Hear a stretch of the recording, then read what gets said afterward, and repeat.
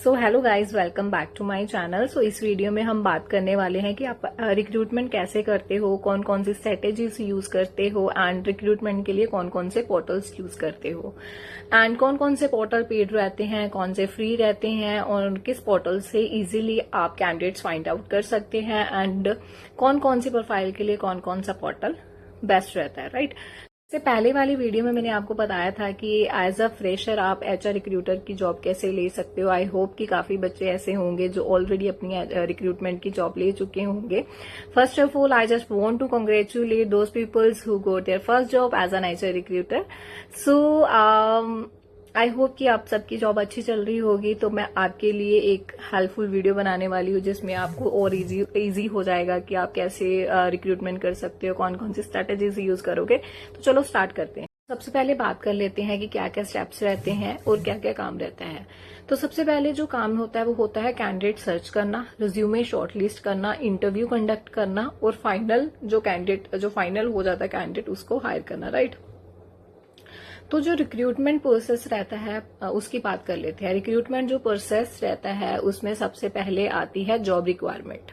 ठीक है, अगर आप किसी कंपनी में काम कर रहे हो, इन हाउस रिक्रूटमेंट कर रहे हो तो आपको जेडी खुद ही बनानी पड़ती है। ठीक है, तो आप कई बच्चे होंगे जो कंसल्टेंसी में वर्क कर रहे होंगे और कोई बच्चे होंगे जो डायरेक्ट कंपनी में काम कर रहे होंगे, राइट।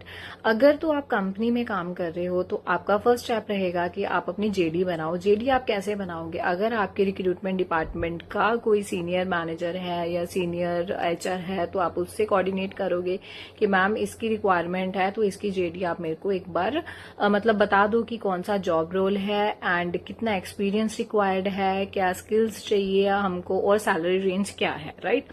अगर तो आप ही वहां पे अभी जैसे आपने फ्रेशर एज अ ज्वाइन किया है तो बहुत ज्यादा बड़े स्केल वाली कंपनी नहीं है, स्मॉल कंपनी है, तो वहां पे आप डायरेक्ट एमडी टच में होते हैं तो आप उनसे बात कर सकते हो। तो आप उनसे ये सारी चीजें कंफर्म करोगे कि क्या जॉब रोल है, एक्सपीरियंस कितना रिक्वायर्ड है, स्किल्स क्या क्या चाहिए हमें, सैलरी रेंज क्या रहेगी। तो ये सारा कुछ कंफर्म करोगे और उसके साथ आप एक जेडी बनाओगे सबसे पहले। ठीक है, तो अभी उन बच्चों की बात कर लेते हैं जो एचआर कंसल्टेंसी में वर्किंग है।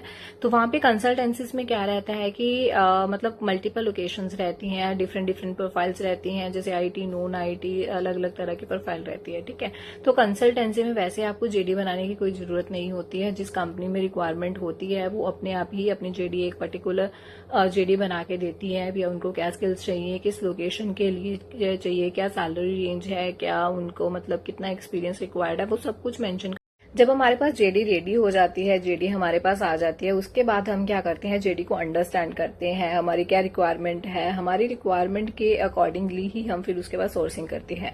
तो जेडी को कैसे अंडरस्टैंड करना है, जेडी में हमने देख लिया कि हमारी सैलरी रेंज क्या है एंड कितना एक्सपीरियंस चाहिए हमें और कौन कौन सी स्किल्स रिक्वायर्ड है। तो हमने सबसे पहले की पॉइंट्स लिख लेने हैं कि हमें ये हमारी मेन जो रिक्वायरमेंट्स है, राइट। उसके अकॉर्डिंगली फिर हम आगे क्या करते हैं, जॉब पोर्टल ओपन करके वहां पे सोर्सिंग करना स्टार्ट करते हैं। हम सोर्स कैसे करेंगे, कैंडिडेट कहाँ से करेंगे, कौन कौन से पोर्टल्स यूज करेंगे। तो पोर्टल कौन कौन से होते हैं, जिनके थ्रू हमने अपनी जॉब सर्च की थी वही पोर्टल्स के थ्रू हम अपनी जो कैंडिडेट है वो सोर्स करते हैं। बस फर्क इतना होता है कि हमें अपनी जो एम्प्लॉयर वाली आईडी है उससे अपनी जॉब पोस्ट करनी होती है। वो हायर वाली जो सेम हमारी आईडी चल रही होती है उससे हमने हायरिंग नहीं करनी होती है, उससे नहीं हायरिंग होती है, राइट।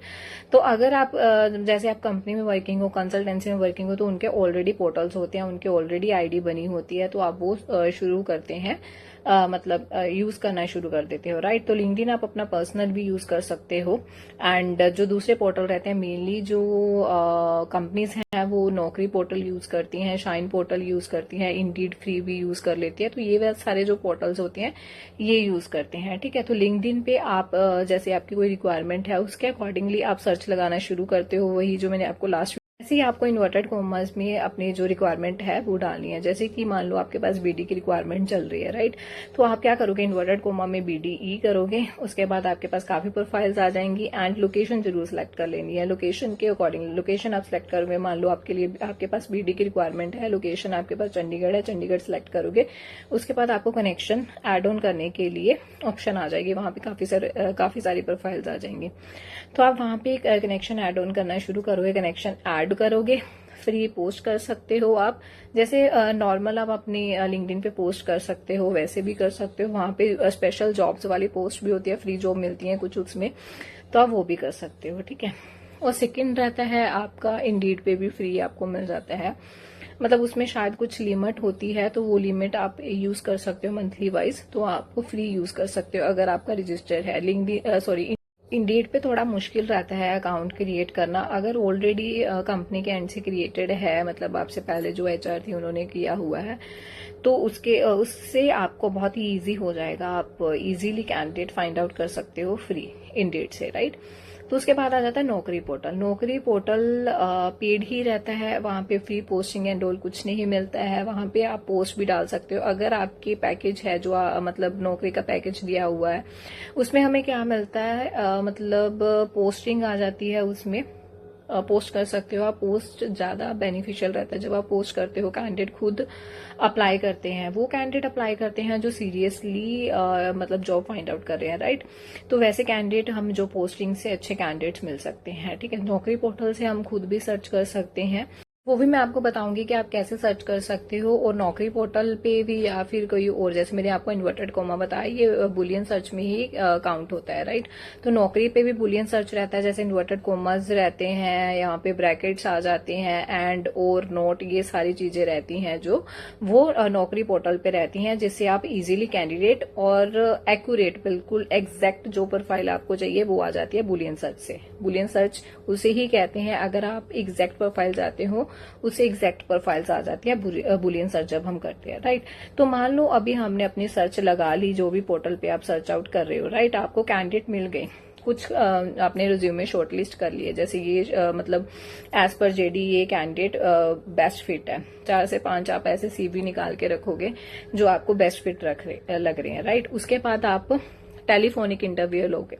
टेलीफोनिक इंटरव्यू में हम जो हमने सारी जेडी में चीजें हैं वो अभी हमारी जेडी के अकॉर्डिंगली हमने सीवीज जो निकाले हैं उनको हम कॉल करना स्टार्ट करेंगे। कॉल पे हमारा क्या रहता है, बेसिक जो हम क्वेश्चंस करते हैं, सबसे पहले हम जज करते हैं उसकी कम्युनिकेशन स्किल्स, क्योंकि आजकल कोई भी जॉब हो उसमें कम्युनिकेशन स्किल्स मैटर करती है।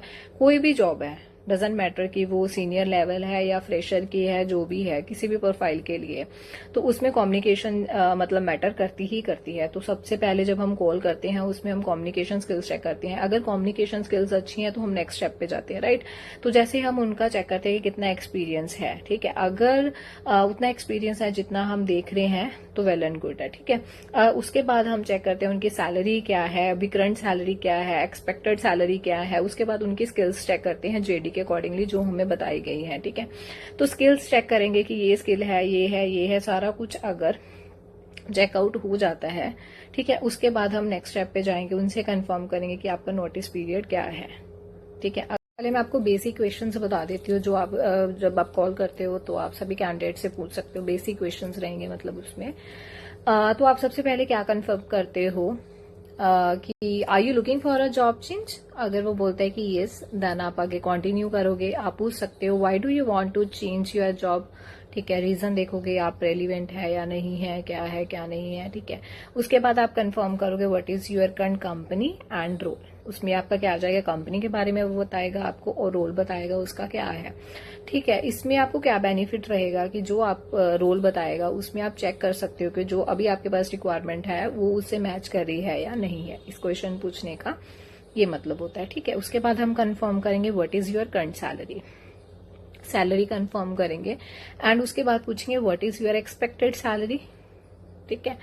एंड अगर वो मैच कर रहा है जितनी आपकी सैलरी है अपने आपके बजट के साथ, तो आप कंफर्म करो। अगर उसकी एक्सपेक्टेशंस हमारे ब्रैकेट्स में है, लाइक जितना हमारा बजट है उस ब्रैकेट्स में है, तो हम आगे कंटिन्यू करेंगे। अदरवाइज अगर वो हमारे मतलब उसकी सैलरी अभी कम है बट वो ज्यादा एक्सपेक्ट कर रहा है हमारे बजट से, तो हम एक बार उसे कंफर्म करेंगे कि हमारा बजट अप टू इतना है, तो आई यू कंफर्टेबल विद इट। अगर वो बोल देता है ठीक है कि आप मेरा एक बार इंटरव्यू करवा दो, आई एम कंफर्टेबल कि अगर इतनी सैलरी होती है then I am also comfortable, ठीक है।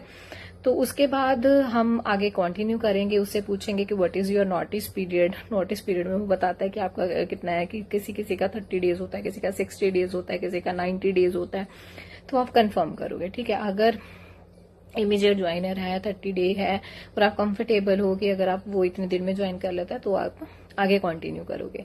तो उसके बाद आप लोकेशन बताओगे, उसकी करंट लोकेशन पूछोगे कि what is your current location, and अगर वो आपकी लोकेशन में ही आ रहा है कि आपकी जैसे आप हायरिंग कर रहे हो चंडीगढ़ लोकेशन के लिए, वो भी चंडीगढ़ से नहीं, अदरवाइज उससे कंफर्म करेंगे कि हमारी ये लोकेशन है, are you comfortable with the job location. अगर वो कर देते हैं ओके कि आई एम कंफर्टेबल, क्योंकि कई कैंडिडेट ऐसे होते हैं जो अभी मतलब चंडीगढ़ में वर्किंग है बट वो आगे ग्रोथ के लिए देख रहे हैं या कुछ उनको लग रहा है कि किसी और शहर में ज्यादा ग्रोथ मिल सकती है। जैसे चंडीगढ़ के बाद ज्यादातर बच्चे दिल्ली में मूव कर जाते हैं, बैंगलोर साइड चले जाते हैं, तो उनसे कंफर्म करना है कि are you comfortable with this location, ठीक है। एंड जॉब रोल बताना है कि हमारी ये रिक्वायरमेंट चल रही है, तो are you comfortable with the job role, ठीक है, आप उनसे कंफर्म करोगे। उसके बाद आप बताओगे कि when can you come for the interview. अगर आपका फेस टू फेस इंटरव्यू है तो आप वो कंफर्म करोगे, अदरवाइज आप सिंपली उनसे पूछ सकते हो कि आप कब अवेलेबल हो इंटरव्यू के लिए, ठीक है। अगर वो पूछता है कि वर्चुअल होगा या फेस टू फेस होगा, उसके अकॉर्डिंगली वो अपना मतलब बता देगा कि अब अवेलेबल है। अगर वर्चुअल है तो उसके अकॉर्डिंगली बताएगा, अगर फेस टू फेस है तो आप कंफर्म करोगे कि आप कब आ सकते हो, ठीक है। ये आपको मैं एक कॉल स्टार्टिंग में बता देती हूँ, काफी बच्चे कंफ्यूज रहते हैं कि कॉल की स्टार्टिंग कैसे करनी है। तो अगर आप नौकरी पोर्टल से हायरिंग कर रहे हो, नौकरी पोर्टल से आपको कैंडिडेट मिला है, तो आप ऐसे स्टार्ट कर सकते हैं, hello am I speaking with, जो भी उसका नाम होगा वो, एंड हाय। अगर वो बोलता है कि यस आई एम स्पीकिंग जो भी बोलेगा, ठीक है, तो बोलना है कि हाय दिस इज आपका नाम, calling from XYZ company regarding your profile और नौकरी, is this a good time to talk, ठीक है। ऐसे आपने स्टार्ट करना है। उसके बाद आप कंटिन्यू करोगे जो भी मैंने आपको क्वेश्चंस बताए हैं उसके साथ। अगर वो सबसे पहले आप कंफर्म करोगे कि वो जॉब सर्च कर रहे हैं कि नहीं, उसके बाद आपके बेसिक क्वेश्चंस रहेंगे, वो आप कंटिन्यू करो। जैसे अभी आपने 4 to 5 कैंडिडेट हैं शॉर्ट लिस्ट कर लिया है इंटरव्यू के लिए, फाइनल इंटरव्यू के लिए। ऐसा नहीं होता है कि 4 to 5 कैंडिडेट अगर आपने किए हैं तो वो फाइनल इंटरव्यू में पहुंचेंगे ही पहुंचेंगे। हमेशा ऐसे होता ही है कि उसमें से 1-2 कैंडिडेट्स रहेंगे जो नहीं इंटरव्यू के लिए पहुंच रहे हैं। अगर फेस टू फेस है, वर्चुअल के लिए भी वो बैकआउट कर जाते हैं कि नहीं हमें नहीं करना। तो इस वजह से हमने ऑलरेडी कैंडिडेट्स को पाइपलाइन में रखना है, वहां पे परेशान नहीं होना। जो नहीं बच्चे रहते हैं वो बहुत परेशान हो जाते हैं कि मैंने इतने कैंडिडेट सोर्स किए, इतनी मेहनत की, उसके बाद भी ऐसा हो गया। तो ऐसा होता रहता है, ये बहुत नॉर्मल है। इसके लिए रेडी रहना, तो आप शुरू से ही ये माइंडसेट बना के रखना कि ऐसा होगा ही, तो उसके लिए आपने पाइपलाइन में कैंडिडेट्स रखने हैं, ठीक है। तो जैसे अभी कैंडिडेट है कोई इंटरव्यू के लिए आ गया, तो आपने प्रॉपर कोऑर्डिनेशन करना है, अपने मैनेजर को बताना है कि आज इतने बजे इंटरव्यू है, सो दैट कि वो अपनी मीटिंग्स उसको अकॉर्डिंगली मैनेज करे, राइट। जैसे कैंडिडेट का इंटरव्यू हो जाता है, शॉर्टलिस्ट हो जाता है, आगे से उसका अप्रूवल भी आ जाता है, उसके बाद हमारा काम रहता है ऑफर लेटर रिलीज करने का।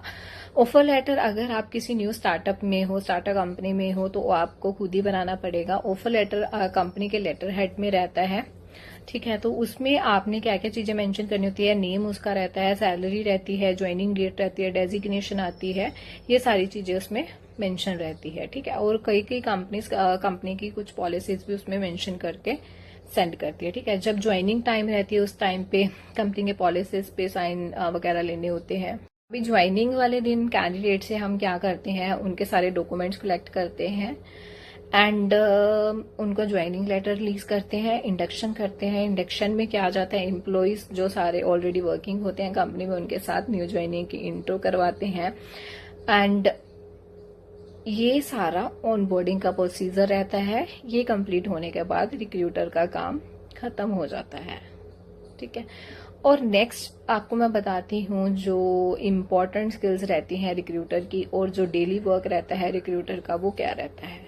रिक्रूटर की डेली रिस्पॉन्सिबिलिटीज रहती है जॉब पोर्टल पर रिज्यूमे सर्च करना, कैंडिडेट को कॉल करना, इंटरव्यू शेड्यूल करवाना, हायरिंग मैनेजर से कोऑर्डिनेट करना एंड ऑफर लेटर सेंड करना, ठीक है। और उसके बाद जो इम्पोर्टेंट स्किल्स रहती हैं रिक्रूटर की, वो रहती है कम्युनिकेशन स्किल्स, कैंडिडेट से क्लियरली बात करना, ठीक है। नेगोशिएशन स्किल्स होनी चाहिए, आपको सैलरी डिस्कशन हैंडल करना आना चाहिए, ठीक है। स्क्रीनिंग स्किल्स होनी चाहिए, आप मेरे रिज्यूमे देखकर क्विकली जज करना आना चाहिए कि ये सीवी बेस्ट फिट है या नहीं है। टाइम मैनेजमेंट आना चाहिए, जैसे कि कई कंपनीज में एचआर को मतलब सिर्फ रिक्रूटमेंट का ही काम नहीं होता, एग्जीक्यूटिव लेवल पे वो काम कर रहा होता है, रिक्रूटमेंट भी कर रहा होता है, ऑपरेशंस का भी कर रहा होता है, तो आपको मल्टीपल पोजीशन हैंडल करनी होती है, राइट। टाइम मैनेजमेंट करना आना चाहिए आपको, जैसे कि आपको मल्टीपल पोजीशंस के लिए हायरिंग करनी है तो आपको हैंडल करना आना चाहिए कि किस प्रोफाइल को मेरे को ज्यादा टाइम देना है, किस प्रोफाइल को मेरे को कम टाइम देना है, ठीक है। नेटवर्किंग में क्या आ जाता है, लिंक्डइन पर कनेक्शन बनाना। जैसे मैंने आपको बताया था कि आप जैसे आपके पास कोई रिक्वायरमेंट आती है उसके अकॉर्डिंगली आप कनेक्शन ऐड ऑन करते रहते हो। There is a tips to start career in recruitment. अपने कम्युनिकेशंस पे काम करो, एक्सेल सीखो, बुलियन सर्च लगाना सीखो, जॉब पोर्टल को ज्यादा से ज्यादा यूज करना सीखो, लिंक्डइन पे कनेक्शंस बनाने स्टार्ट करो, एंड बेसिक एक्सेल सीखो, राइट।